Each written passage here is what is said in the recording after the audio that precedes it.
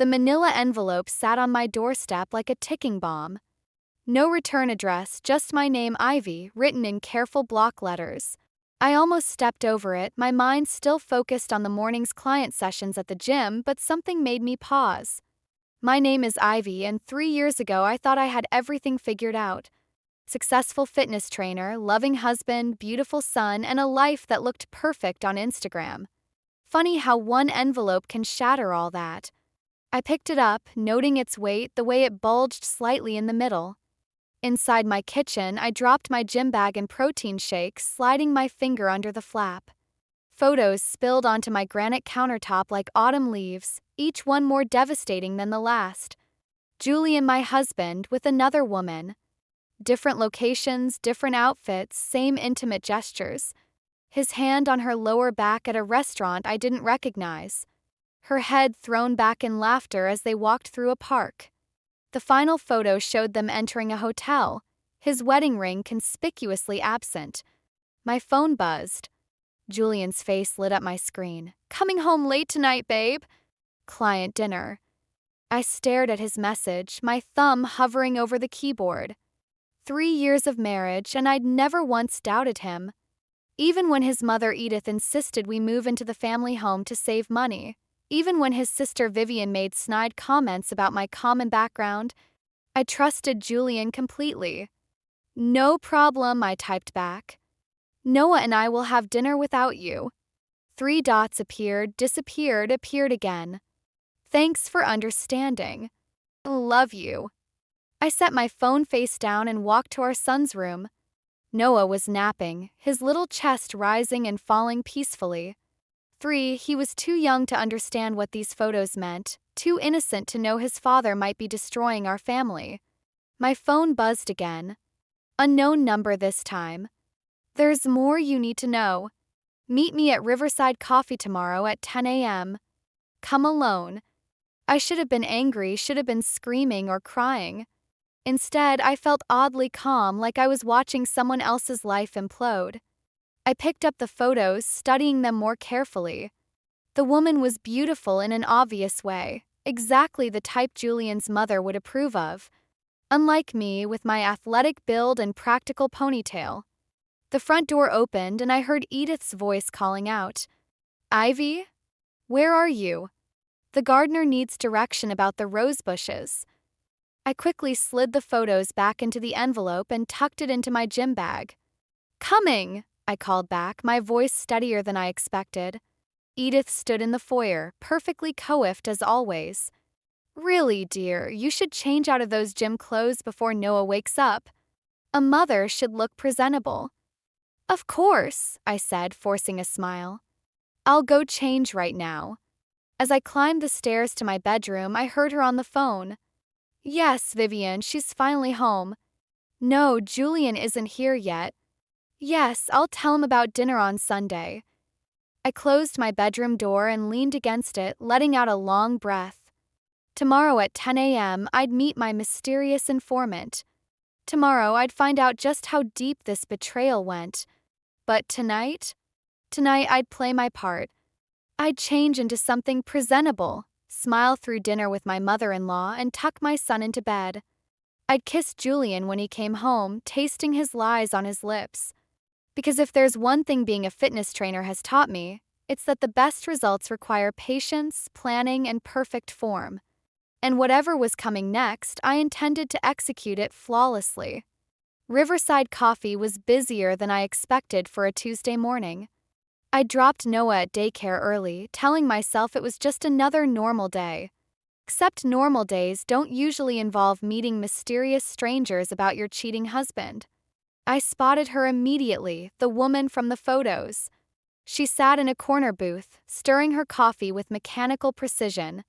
My stomach clenched, but I forced myself forward, sliding into the seat across from her. "I'm Caroline," she said, not looking up. "Julian's ex-fiancé." The word hit me like a slap. Julian had never mentioned being engaged before. Ex-fiancé? 3 years ago. Right before he met you, actually. She finally met my eyes. Edith arranged the whole thing. Old money, proper breeding, everything she wanted for her precious son.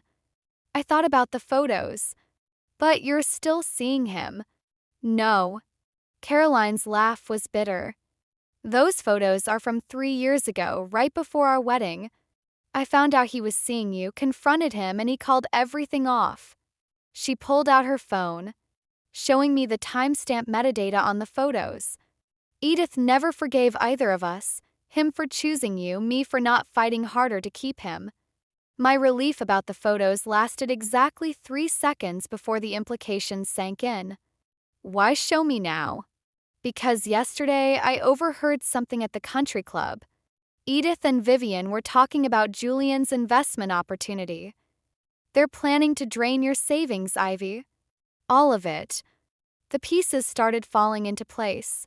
Julian's recent hints about a can't-miss business venture, his mother's sudden interest in my career success, the way Vivian kept bringing up my impressive client list at family dinners. How much do they think I have? Enough to cover Julian's gambling debts. That's what ended our engagement. I discovered he'd lost almost everything. The family fortune, his trust fund, all of it. Caroline's hands trembled slightly. Edith covered it up, but she can't keep doing it. They need fresh money. My phone buzzed. Julian, did you get a chance to look at those investment papers I left on your desk? I stared at the message, remembering the thick folder he'd given me yesterday. I hadn't opened it yet, too distracted by the photos. There's more, Caroline said quietly. The house, it's not actually in Julian's name. Edith still owns everything. If you sign those papers, you'll be responsible for all their debts, but you'll have no legal claim to anything. The coffee shop door chimed. Vivian walked in, her designer handbag swinging. She froze when she saw us, her perfectly painted smile cracking. Ivy? What a surprise. Her voice carried across the cafe. And Caroline? How interesting. Caroline stood quickly. Think about what I said, she murmured, then brushed past Vivian without acknowledgement. Vivian slid into the vacant seat, her expression concerned. You shouldn't trust anything that woman says. She's been bitter ever since Julian chose you. Did he choose me? I asked quietly. Or did he just need someone with a steady income? Something flickered in Vivian's eyes, surprise, maybe even respect. You're smarter than you look. She leaned forward. Listen, whatever Caroline told you, just remember family comes first. Julian needs you right now. We all do. I thought about Noah, about the life I wanted for him. Yes, I said slowly. Family does come first. Vivian's smile returned, triumphant. She didn't notice my hands under the table, sending a quick text to my bank. Freeze all accounts immediately. Possible fraud. I should go, I said, standing. I have clients waiting. Of course. Vivian's voice was honey-sweet. Oh, and don't forget about those investment papers. Julian's really counting on your support. I walked out of the coffee shop, my mind racing. They thought they had me cornered, this family of wolves in designer clothing. But they'd forgotten something crucial. I hadn't survived as a female fitness trainer in a male-dominated industry by being naive. The game they wanted to play? I could play it better. And I had something they didn't, nothing left to lose. That evening, I sat at my desk, staring at Julian's investment papers while Noah played with his blocks nearby. The documents looked legitimate enough, glossy brochures for a luxury resort development, projected returns that seemed too good to be true. 'Cause they were. My laptop pinged with an email from my bank. Account frozen as requested. I'd need to visit in person to make any changes. Perfect. Mommy, look. Noah held up his tower of blocks, beaming. It's tall like Daddy. The front door opened and Julian's footsteps echoed through the hall. I quickly slid the papers into my desk drawer. There's my boy. Julian swept Noah up, making airplane noises. He looked at me, his smile faltering slightly. Did you get a chance to look at those papers? Actually, I tried to transfer the money, but there seems to be an issue with the bank. I watched his face carefully. They need me to come in person. Something flickered in his eyes. Panic? I can go with you tomorrow. Make sure everything goes smoothly. That won't be necessary. I stood up, stretching. I already made an appointment. Vivian offered to watch Noah. Julian set our son down, his movements suddenly precise. You saw Vivian today? At Riverside Coffee. Strange coincidence, running into her there. Temperature in the room seemed to drop. Julian's phone buzzed, probably Vivian warning him. He glanced at it but didn't answer. Ivy, about Caroline. Your ex-fiancé? The one you never mentioned? I kept my voice light, conscious of Noah playing nearby. The one your mother still compares me to at every family dinner? It wasn't serious. He stepped closer, reaching for my hand. You know you're the only one who matters to me. You and Noah. His touch felt different now, knowing what I knew. Like a snake's scale, smooth but cold. Noah, sweetie, I called out. Time to get ready for bed. But Daddy just got home. It's okay, champ, Julian said. I'll read you an extra long story tomorrow. As I tucked Noah in, Julian's phone buzzed again. And again. I heard him in the hallway, his voice low but urgent. Mother, now isn't a good time. When I came back downstairs, Edith was in our living room, impeccably dressed despite the late hour. Ivy, dear. We need to talk about these investment papers. Mother, Julian warned. No, Julian. This affects all of us. Edith's smile was razor sharp. Ivy needs to understand what family means. Family? I laughed, surprising all of us. Like how you covered up Julian's gambling debts. Or how you're trying to trap me into taking responsibility for them. Julian went pale. Edith's smile didn't waver, but her hands tightened on her designer purse. Caroline told you. It wasn't a question. That spiteful girl never could keep her mouth shut. She didn't have to tell me everything. I moved to my desk, pulled out the investment papers. I had these reviewed by a lawyer this afternoon. Interesting structure, all the liability, none of the ownership. Very clever. You went to a lawyer? Julian's voice cracked. I also spoke to the bank. I turned to Edith. Did you know Julian's been transferring money from our joint account to cover his gambling?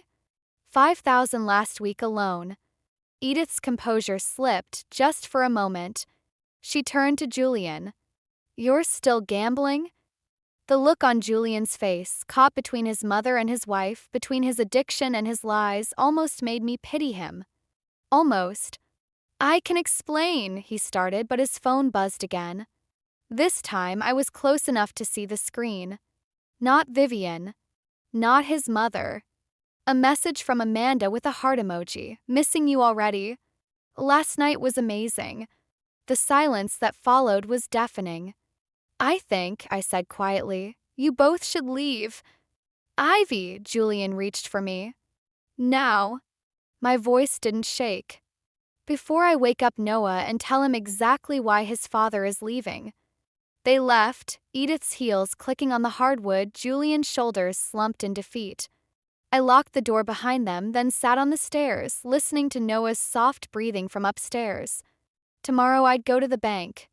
Tomorrow I'd start untangling myself from their web of lies. But tonight I allowed myself one moment of pure, clarifying rage.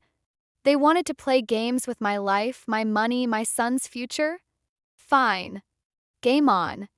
The bank manager's expression said everything before she even opened my account records. Mrs. Harrison, there seems to be a problem. I already knew what she'd found.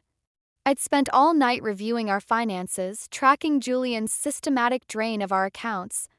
But hearing the numbers out loud made my hands shake.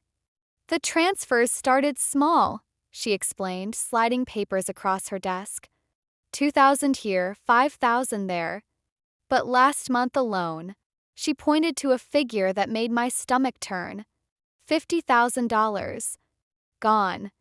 I'd like to close all joint accounts, I said, my voice steadier than I felt, and open new ones in my name only. As she processed the paperwork, my phone lit up with texts from Julian. Where are you? Mother's worried. Please come home. We can fix this. The last one made me laugh, a sharp, bitter sound that startled the bank manager. Sorry, I said. Just remembered something funny. Like how Julian had convinced me to put my fitness business earnings into our joint account. For tax purposes, he'd said. For our future. Walking out of the bank, I felt lighter. Dangerous. Free. I had an appointment with my lawyer next, but first I needed to pick up Noah from Ivy. Grant, Vivian's husband, stood by my car. In 3 years of family dinners and forced holidays, he'd barely spoken 10 words to me. Now here he was, looking uncomfortable in his expensive suit. They sent you to talk to me? No. He glanced around the parking lot. They don't know I'm here. Listen, there's something you need to see. He held out a USB drive. Financial records. The real ones. From before you married Julian. I stared at the small device. Why are you helping me? Because Vivian. He swallowed hard. She's pregnant.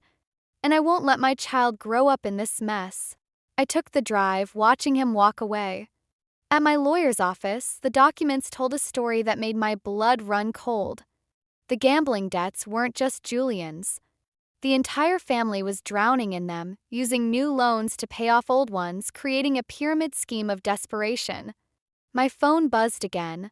Edith this time, family dinner tonight. Non-negotiable. Perfect. I drove home, finding Julian waiting in the driveway. He looked terrible, unshaven, shirt wrinkled. Good. Where's Noah? I asked before he could speak. Mother has him. Ivy, please let me explain about Amanda. You can explain at dinner. I walked past him into the house. I'm sure your mother would love to hear about her too. He grabbed my arm. Don't. Mother can't handle any more stress right now. Can't handle the truth, you mean? I pulled away. Like how you're still gambling. Or how you've been stealing from me. Borrowing, he corrected quickly. I was going to pay it back. The resort development is a scam. I turned to face him. Just like our marriage. Something dark crossed his face. You don't mean that. Actually, I do. I headed upstairs to change. See you at dinner, honey.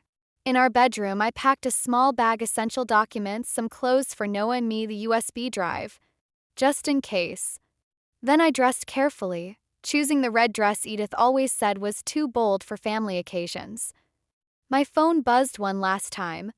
A text from Grant. Be careful tonight. Vivian's been making calls. I smiled at my reflection, applying red lipstick with steady hands. They thought they had me cornered, the troublesome wife who needed to be managed, controlled, bled dry.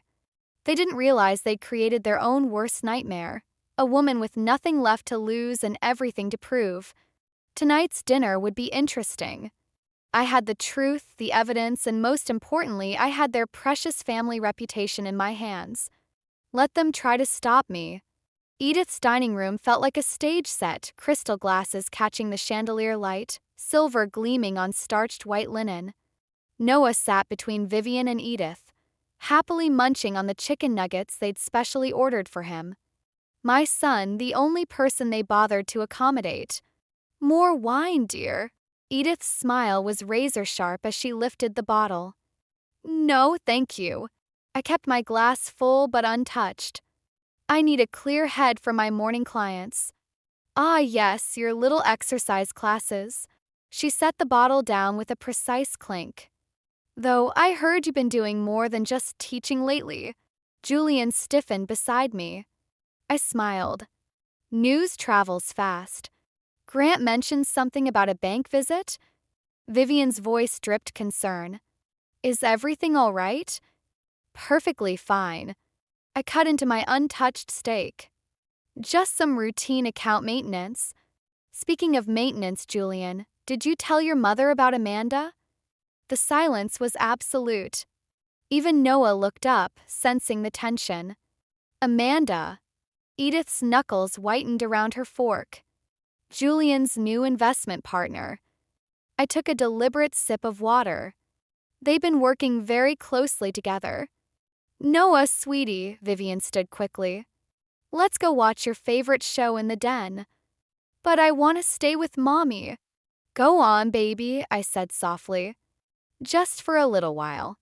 The moment Noah left, Edith's facade cracked. What game are you playing, Ivy? Game? I pulled out my phone, sliding it across the table. Like the game where Julian empties our accounts for his gambling? Or the one where you try to trap me into taking on the family's debts? You ungrateful, Vivian started, but Grant caught her arm. Let her speak, he said quietly. I stood, walking to the antique sideboard where Edith kept her precious family photos. 3 years I've tried to fit into this family.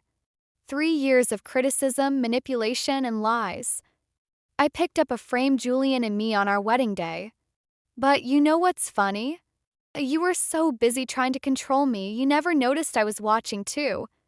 Ivy, please, Julian reached for me. Whatever you think you know. I know everything. I set the photo down hard enough to crack the glass. The gambling, the affairs, the fraud. Every loan, every scheme, every lie. You have no proof, Edith said, but her voice wavered. I laughed. Check your email. All of you. I sent quite an interesting package about an hour ago. Bank records, photos, everything. A copy to the police too, just in case. You wouldn't dare. Vivian's face was pale. Think about Noah. I am thinking about Noah. My voice finally broke. I'm thinking about how he deserves better than growing up in this poison. Better than watching his father gamble away his future while his grandmother orchestrates cover-ups. Mother, Julian's voice was desperate. Tell her it's not true. But Edith just sat there, her perfect posture finally crumbling. How did you get those records? Does it matter? I walked to the door. Noah. Time to go home, baby. You can't take him. Julian stood. This is his home. Actually, I pulled out another paper from my bag, according to our new custody agreement filed this afternoon. I can. Emergency temporary custody, granted due to evidence of financial fraud and unsafe living conditions. Noah came running in, Grant following with his backpack. Our eyes met briefly, his apologetic, mine grateful. But where will you go? Vivian stammered. Away from here. I took Noah's hand. Oh, and Julian? Amanda called. Apparently, she's pregnant too. Congratulations. The last thing I saw as we walked out was Edith's face crumpling, Vivian's hand flying to her own pregnant belly, and Julian, my charming, lying husband, finally running out of masks to wear. In the car, Noah yawned. Mommy, why didn't we finish dinner? Because sometimes, baby, I started the engine, watching the grand house shrink in my rearview mirror. Leaving the table is the healthiest choice you can make. My phone started buzzing with their calls and messages, but I didn't answer. They'd taken enough of my time, my money, my trust. But they wouldn't take another second of my future. Or my son's. 3 weeks into our new life, I woke to banging on my apartment door. Noah stirred in the makeshift bed beside me. We were still sleeping in the living room, waiting for furniture to arrive. Police. Open up. My heart stopped. Through the peephole, I saw 2 officers and Julian, his face a mask of concern. Perfect. Officers, I opened the door, keeping the chain on. Is something wrong? Ma'am, we have reports of child endangerment. We need to check on Noah's welfare. Behind them, Julian's concerned facade cracked into a slight smirk. Of course. When manipulation failed, he'd try force. I let them in, watching as they took in our sparse living room, the air mattresses, the takeout containers, Noah's toys scattered across the floor. It looked bad, I knew that. Exactly as Julian had planned. "Noah, baby, come say hi to the officers." My son peeked out from behind me, thumb in mouth, a habit he'd picked up since we left. "Daddy." "Hey, champ." Julian stepped forward, but I blocked his path. "My lawyer," I said to the officers, pulling out my phone. "I need to call her." "Of course," one officer nodded, while his partner spoke quietly into his radio. Julian moved closer, his voice low. "You really think anyone will believe you over me? A single mother, living like this?" He gestured at our temporary setup. "While I have a proper home, family support, stability?" "You mean the stability of gambling debts? Or the family support of lies and fraud?" "Prove it." His smile was cold. "Those records you threatened us with? Inadmissible in court. Grant made sure of that before he handed them over." My stomach dropped. Grant's help had been too convenient, too perfect. Another manipulation. The officers finished their inspection, making notes about the living conditions. I could see it through their eyes, the missing furniture, the makeshift beds, the chaos of a hasty move.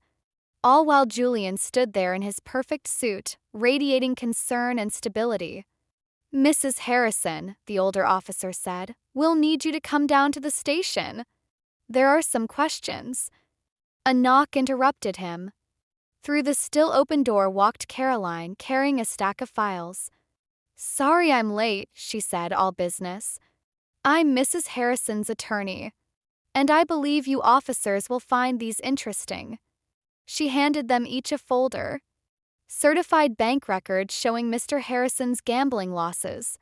Court-admissible evidence of financial fraud. And she smiled at Julian. DNA test results proving Mr. Harrison's paternity of my unborn child. Julian's face went ash-white. "My client," Caroline continued, "has full documentation of her income, rental agreement, and Noah's new school registration. The temporary living conditions are just that, temporary. The furniture arrives tomorrow." The officers reviewed the documents, their expressions shifting. Julian started to speak, but Caroline cut him off. "Oh, and one more thing." She pulled out her phone, playing a recording of Julian's voice. "Those records you threatened us with? Inadmissible in court. Grant made sure of that." "You recorded me?" Julian sputtered. "No," I said quietly. "I did. Just now. Funny how people reveal themselves when they think they've won." The officers exchanged looks. "Mr. Harrison, we'll need you to come with us. Making false reports is a serious offense." As they led Julian out, Caroline turned to me. "You okay?" I looked around our sparse apartment, at Noah playing quietly with his toys, unaware of how close we'd come to losing everything. "Why help me?" I asked. "After everything." "Because 3 years ago I was you. Except I didn't fight back." She touched her pregnant belly. "This time I am." After they left, I sat beside Noah, watching him stack blocks into wobbly towers. My phone buzzed with a text from Grant. "I'm sorry. They threatened Vivian, the baby." I had to. Another buzz, Edith. "This isn't over." She was right. It wasn't over. But for the first time since this started, I wasn't afraid. They'd thrown everything they had at me, and I was still standing. Tomorrow, the furniture would arrive. Tomorrow, we'd start building our new life for real. But tonight, watching Noah play in our imperfect temporary home, I realized something important. Sometimes rock bottom has a foundation you can build on. The Harrison family mansion loomed before me, its windows dark except for Edith's study. 6 months had passed since that night with the police, and now I was back, not as Julian's wife or Edith's daughter-in-law, but as their creditor. I adjusted my blazer, checking that the USB drive was still in my pocket. Noah was safe with Caroline, probably playing with her newborn daughter. The thought gave me strength as I rang the doorbell. Grant opened it, looking haunted. "They're all in the study. How convenient." I stepped past him. "Everyone I need to see, all in one place." The study door was ajar, voices drifting out. Edith's sharp tone, Julian's pleading, Vivian's barely contained hysteria. "We can't sell the house," Edith was saying. "It's been in the family for generations." I pushed the door open. "Actually, you can. And you will." They froze like actors in a tableau, Edith behind her massive desk, Julian pacing, Vivian perched on the leather sofa, her pregnancy now obvious. "You have no right to be here," Edith started, but I cut her off. "I have every right." I placed a folder on her desk. "As the majority holder of your debt." Julian stopped pacing. "What?" "It's amazing what you can buy when a family's desperate. I've spent the last 6 months acquiring your loans, your mortgages, everything." I smiled. "You wanted my money? Now you have my attention." "You vindictive little," Vivian stood, but Grant caught her arm. "Let her speak," he said quietly. "Oh, now you want to hear me?" I pulled out the USB drive. "Funny, because I've been listening to all of you for years. Every criticism, every manipulation, every lie." I turned to Julian. "Including your conversations with Amanda about how to bleed me dry." "I never," Julian started. "Save it." I connected the drive to Edith's computer. "Everything's here, the gambling, the fraud, the conspiracies. But that's not why I'm here." Edith's face had gone pale as she scanned the files. "What do you want?" "Simple. Sign over the house and assets to my holding company and I'll restructure your debt. You can stay here as tenants. Under my terms." "You can't be serious," Vivian laughed, but it sounded hollow. "Or," I continued, "I can call in all the loans tomorrow." "Your choice." Julian moved toward me, his charm switching on like a light. "Ivy, sweetheart, we can talk about this." "Don't." My voice cracked like a whip. 3 years, Julian. 3 years I tried to be part of this family. And you know what I learned? The only thing you people understand is power. "You're just like us," Edith said softly. "Using money to control people." "No." I met her eyes. "I'm protecting my son from becoming like you. Noah will grow up knowing his worth isn't measured by his bank account or family name." "And what about my grandchild?" Vivian's hand rested on her belly. "Would you leave them homeless?" "Sign the papers and no one has to leave. But things will change." I pulled out a pen. "Starting with how you treat people." Silence fell. I could see them calculating just as they'd calculated how to use me years ago. Finally, Edith reached for the pen. "Mother, no." Julian protested. "Enough, Julian." Edith's hand shook as she signed. "We did this. All of us." One by one they signed, Vivian with tears, Julian with rage, Grant with what looked like relief. "It's done," I said, collecting the papers. "The lawyers will contact you about the new arrangements." As I turned to leave, Edith spoke again. "Was it worth it? This revenge?" I paused at the door. "This isn't revenge, Edith. It's protection from yourselves." I looked at each of them. "Maybe now you'll learn what family really means." Walking out, I heard Vivian start to cry, Julian cursing, Edith's heavy silence. But for the first time since I'd entered their lives, I felt clean. Free. My phone buzzed, a photo from Caroline of Noah playing with her daughter, both laughing. This was what mattered. Not revenge, not power, but building something better for the next generation. Let the Harrisons keep their mansion. I had everything I needed. 1 year later, I stood in front of the Harrison mansion, watching the movers carry out Edith's antiques. Noah played on the front lawn, his laughter mixing with the sound of another child, Vivian's daughter, Emma, crawling after him on a blanket while Grant watched them both. "Everything's packed," Caroline appeared beside me, her own daughter strapped to her chest. "Edith's waiting in the study." I nodded, taking a deep breath.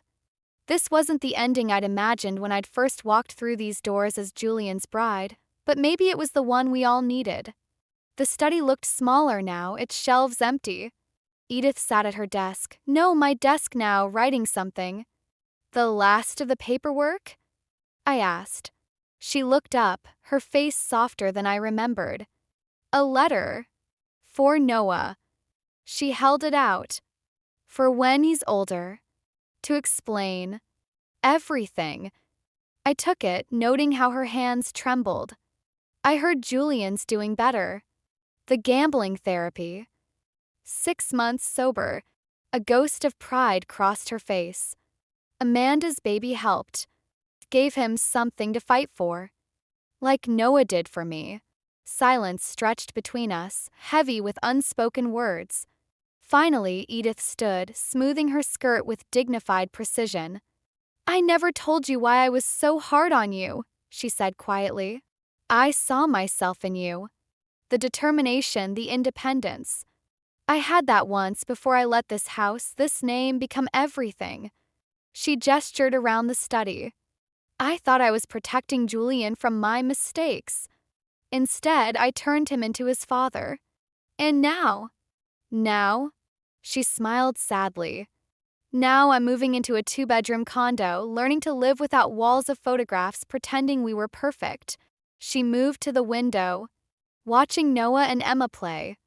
Sometimes losing everything shows you what you actually had. A noise at the door made us turn. Vivian stood there, Emma's diaper bag over her shoulder. The movers need the keys, she said, then hesitated. We're still on for Sunday?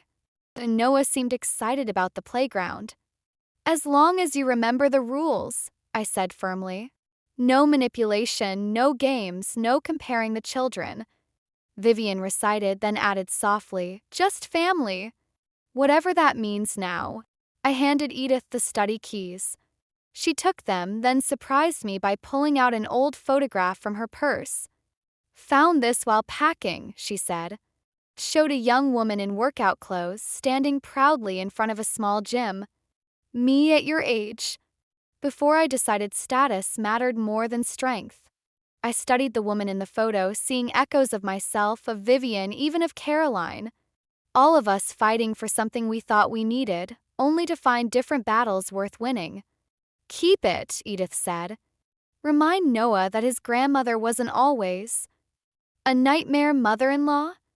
She actually laughed, a real laugh, not the polished society chuckle I'd grown to hate. Something like that. Outside, Noah's voice carried through the window. Mommy! Emma did it. She's walking.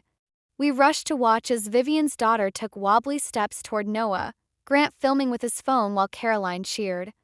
A moment of pure joy, untainted by expectations or facades. You did the right thing, Edith said quietly. Breaking our cycle, making us face ourselves. It wasn't about breaking anything, I replied, watching Noah help Emma balance. It was about building something better. As Edith left for the last time, I opened her letter to Noah. The final lines caught my eye. Your mother taught us that true strength isn't in what you own or control, but in knowing when to let go. Remember that, and remember that family, real family, is built on love, not fear. Even if it takes some of us a lifetime to learn the difference. I folded the letter, tucking it away for Noah's future. Outside, my son was teaching Emma to play patty cake, their laughter echoing through the empty house. Not every broken thing needs to be fixed, I realized. Sometimes it just needs to be rebuilt, differently but stronger. And sometimes the best revenge is simply living well, surrounded by the truth of who you are.